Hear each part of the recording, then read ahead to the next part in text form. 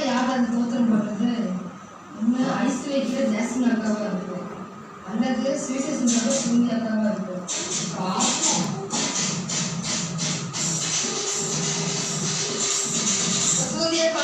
சுகமா இருக்கீங்களா? ஆண்டவர் புண்ணியத்துல அருமையா இருக்கேன். சரி, புண்ணிய மண்ணியமா இருக்கட்டும், இன்னைக்கு பைபிள்லாம் தூக்கிட்டீங்க. பைபிள் ஸ்டடிக்கு போயிட்டு வந்தேன்க்கா. ஸ்பிரிச்சுவல் ஸ்டடியா இருக்கணும்ல, அதான் மாஸ்டர் சொல்லியிருக்காங்க. ஸ்டடியா இருக்கணும்னா ஸ்டடி இருக்கணுமாக்கா. ஸோ சண்டே சர்வீஸே போடுறதுக்கு இதில் பைபிள் ஸ்டடி வேறையாக்கும். இதுக்கே இப்படின்னா சர்ச்சில் 50 நாள் அதிகாலை ஜபம் இருக்கு, வெள்ளிக்கிழமை உபவாச ஜபம் இருக்கு, மாசம் ஒரு முறை மன்றாட்டு ஜபம் இருக்கு. அக்கா என்னக்கா அழுகிட்டே போறீங்க? இந்த லிஸ்ட்டுக்கே இப்படி சொல்றீங்க அக்கா. இந்த பாட்டை கொஞ்சம் கேளுங்க.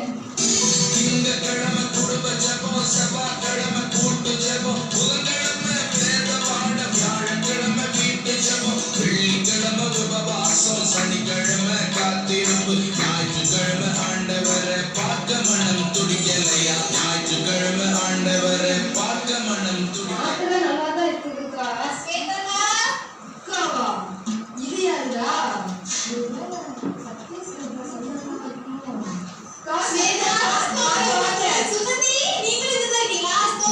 சகோதரிகள் ஒருமித்து வாசம் பண்ணுவது எத்தனை நன்மை வந்து நீங்க.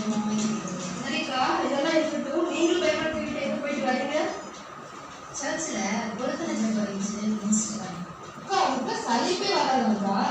ஸ்வேதாக்கா, நான் ஒன்று சொல்றேன் கேளுங்க. சிலருக்கு கூட்டம் சலிப்பா இருக்கும், ஆனா சிலருக்கு கழிப்பா இருக்கும்.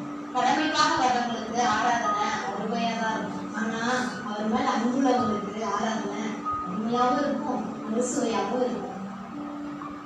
அனுதினமும் தேவனை நாடி தேடுங்கள், அவை கூடிவர